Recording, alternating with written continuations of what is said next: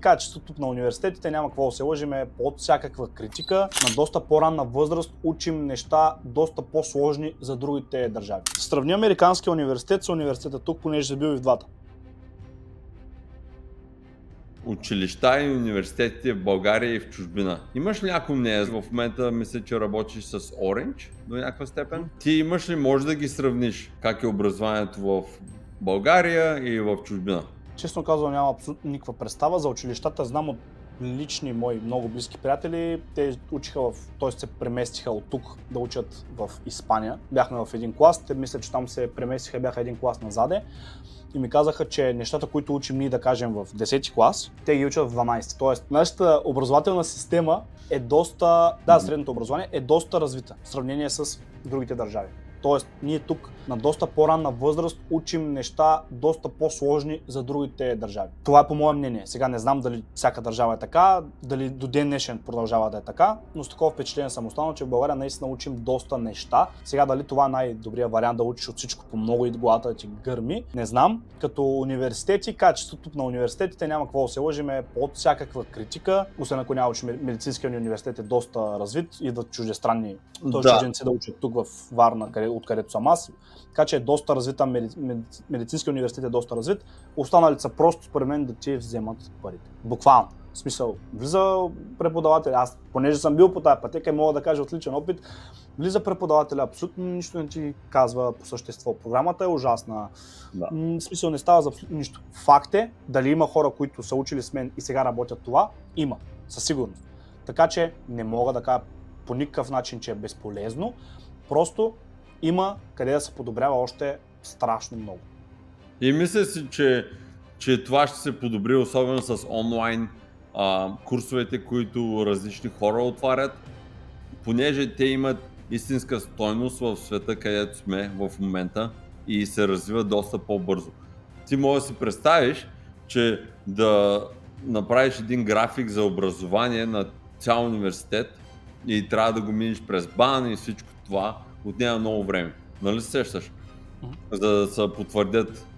И да, в България малко нещата са останали от едно време. Последно аз като беше около 10 години, когато бях в университет в България. И се сещам, че средното образование беше много по-добро от университета, което беше, нали, университетът ми беше доста по-лесен като образователна структура, сравнено с средното образование, което ти го спомена. Да, средното в България 10-ти клас, може би в чужбина същия материал го взема 12 клас или каквото и да е било. Това нещо много ми помогна тук в САЩ, когато се изместих преди 3 години да уча, да си взема мой магистър. Обаче тяхната система ще я комплиментирам. Ние в България, нали, винаги казваме, ние те стъпите американци или каквото да е било. Повечето хора са само съсредоточени върху една индустрия, могат да правят едно нещо и наистина не може да си минят кружката. Това е, нали, това го разбираме. Ние в България сме свикнали да правим всичко, понеже, нали, от нямане, така да ти кажа. Трудностите в живота те учат, да. Да, точно. Нали, и двете крайности са окей, за американците това работи. Сравни американския университет с университета тук, понеже бил и в двата. Значи в България университета не можеше да активира твоята, колко си заинтересован от предмета, а просто професора влизаше и си обясняваше, изпяваш си неговата песен, не се опитваш по никакъв начин да грабни студентите, да се заинтересуват. Домашните, които даваха в България, бяха индивидуални, което по него време, нали, беше малко по-трудно, сега е още по-лесно да си направиш домашното. Обаче разликата е, че тук в Америка имаше teamwork.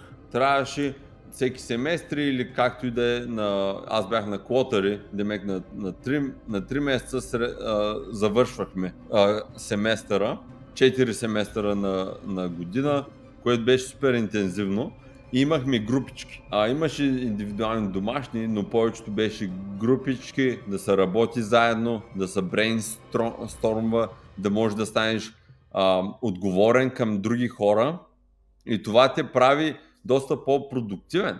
Нали? Аз, понеже като бях в България, домашното си го правих на предния ден. Или някой друг ти го прави.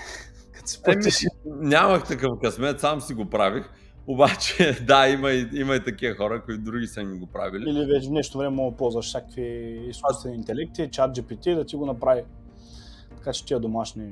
Да, в моя университет тък му влизаш чак GPT сега тук в Америка, като бях, и не сме го използвали, и те вече имаха сканиращи устройства за тях. Така че да, имаш хора, които трябваше да напуснат в университет. Бяха изгонени за използване на ChatGPT. Работи са на групички. Всеки си поема една отговорност, понеже и аз бях в бизнес менеджмент университет като магистър, и ние си разпределяхме, имахме си президент, имахме си хора, които изпълняват, имахме си хора в групичката, които следят време. Всички те, образователната система по този начин, да, ти ще си кажеш, да, то е лесно, понеже си в група с други хора. Не е толкова лесно, защото си отговорен към другите хора. Така ти се струва, че е по-лесно, обаче в същото време ти си отговорен към други хора, които в моя университет, аз бях един от най-младите в моя курс. Те бяха 40 нагоре, понеже беше за екзекутив образование. И нали сега аз няма как не се държим като професионалисти всичките. Да, обаче това е съвсем различна среда. Първо, казваш, възрастта на хората е различна. Тук в България, ако и ние сме имали групови занимания и проекти, които трябва да работим, да направим някаква задача или програма, всеки се моли да е с някой в група, с някой, който може да го направи, той да го направи, аз нищо да не направи, просто се явя с него на презентацията. В смисъл 100% от шите беше така. При нас нямаше как да стане, понеже ти си запознат с американския майндсет. Хората са много устати тук и обичат да ти казват нещата в очите. Точно това, че хората са различни, да. В някои случаи и пасивно-агресивни ще бъдат, ако не си правиш работа. Имахме хора, които, нали, слакваха, така да ти го кажа, не си изпълняваха нещата на време или някой друг. Аз никога не съм бил от тия хора. Нали, имам и дедлайна се спазва. Дедлайновете, да, крайният срок, между другото, се оказа, че работи много добре за мен. Не знам за тебе. Крайен срок? Ами аз винаги имам крайен срок за видеята, които правя. Да.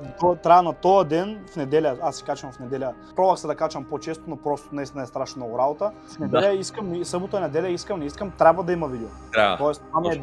Тоест това ми е дедлайна, както каза. Крайният срок ми е събота и неделя, трябва да съм го снимал, да съм го обработил и трябва да е качен. Аз бих дал съвет за зрителите, които нагледат, да си направят дедлайн, да е реалистичен, обаче и да не е примерно след 2 години. Да е, примерно, ако е нещо малко, което ще ти отнеме 5 часа работа, окей, служи го да е след една седмица дедлайна, крайния срок. Да се случват нещата, понеже тогава вече си самоотговорен за бъдещето си. Да, обаче, примерно както е в моят случай с YouTube, аз съм отговорен първо най-вече пред себе си, никой не ме кара да го правя, но пред аудиторията ми, която вече е почти 10 000 човека, те чакат да видят видео в неделя. В университета ти си отговорен пред твоите преподаватели, твоите колеги и така нататък. Да. Докато хората, да кажем, дават си да прочитат книга, които книги аз съм си стоят и там и все още не съм прочел, не съм си спазил крайните срокове, но точно това е, че ти си поставиш крайен срок, бях си поставил за крайен срок да прочита 3 от тия книги, съм прочел 1,5, защото вече няма да мога да ги прочита, понеже заминавам. Никой не ме държи отговорен. Ти си отговорен пред институцията, пред университета, аз съм отговорен пред аудиторията, а хората, когато са отговорни сами пред себе си, дори да не го направи, нищо няма да стане. Ние хората сме супер парадоксални. Брутално. Това точно, което си говорим в момента, е уникално. Как така ние не сме отговорни пред себе си, което е най-важният човек, егоистично звучи, но това е най-важният човек на света за тебе, себе си. Обаче не сме отговорни. И за това, да, и аз го правя с други приятели, създаваме си една групичка, които сме отговорни пред себе си след университета. И това, продуктивността, да си постигаш целите, е уникална. Да, когато си отговорен пред други хора, си доста по-склонен да свършиш тази работа, която трябва да свършиш. Аз имам един трик за себе си и в момента го правя с алкохола. Аз не съм голям пияч или каквото да било и сега съм спрял да пия алкохол. И моята цел е, аз съм го правил още един път преди това, 9 месеца. Трябваше да постигна една цел, постигнах я за 9 месеца и си разреших на себе си да пия, след като я постигнах. И сега съм на същото положение, обаче за друга цел. И такива само трикове, които правя. За да е някаква голяма награда за тебе, трябва да обичаш пък да пиеш алкохол. Ако го обичаш толкова много, аз не го правя, защото просто не искам да изляза от ритъма си. Понеже, нали знаеш, една вечер фън, петък или събота ти коства до понеделник, вторник да се рекавърниш. И аз да ти кажа, така не обичам да пия, така или иначе е лесно за мен да го махна от графика си. Обаче работи. Виж сега, то за всеки е уникално различно, кое ще работи или не. Работих 15-20 часа на ден. Аз какво съм направил с моите пари, това може би никъде другаде не съм го казвал. Почнах да работя здраво, да спестявам пари, да почвам да ги инвестирам.